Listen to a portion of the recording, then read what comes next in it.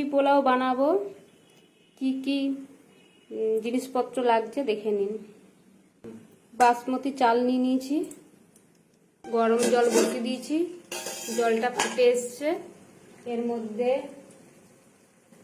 গোটা এলাচ 2-3টার মতন দিয়ে দেবো, দারচিনি দিয়ে দেবো, লবঙ্গ দিয়ে দেবো কটা, জায়ফলের টুকরা একটুখানি ভেঙে দিয়ে দেবো,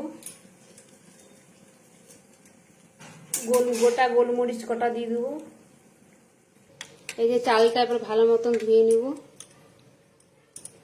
জলটা ফুটে এসছে, এবার চালগুলো দিয়ে দেবো।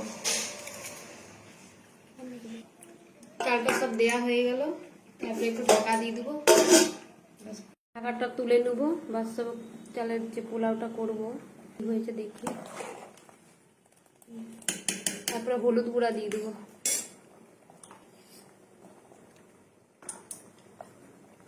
হলুদ গুঁড়া দিয়ে দিলাম কালারটা করার জন্য। আপনারা যেরকম কালার পছন্দ করেন আপনাদের মতন দিবেন। এই যে আমি হলুদ দিয়ে দিয়েছি। এই যে পোলাওয়ের দেখুন কালারটা।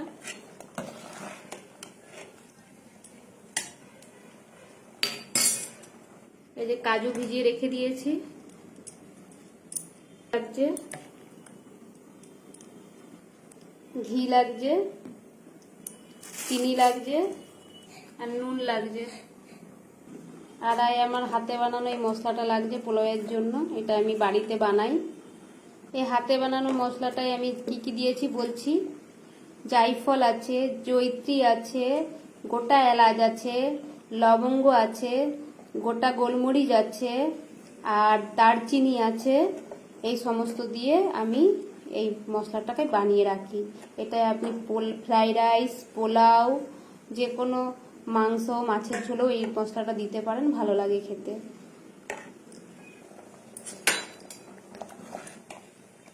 এই যে আমার পোলাওয়ের চালটা হয়ে এসছে।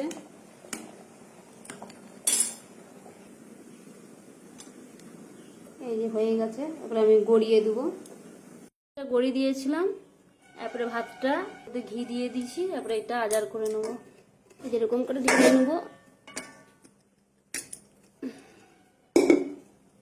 ঢেলে নিয়েছি। দেখছেন কালারটা কত সুন্দর হয়েছে। পোলাওটা চিনি দিয়ে দেবো,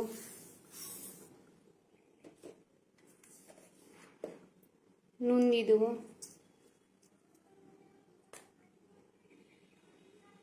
তারপরে এটা একটু লাড়িয়ে নেব।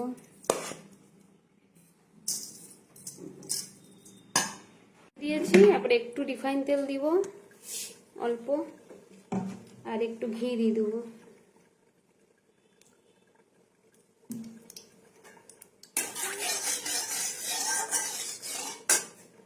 ঘিটার মধ্যে কাজুটা ছেড়ে দিয়েছি, একটু অল্প একটু নুন দিয়ে দিয়েছি, তারপরে কিশমিশগুলো ছেড়ে দেবো।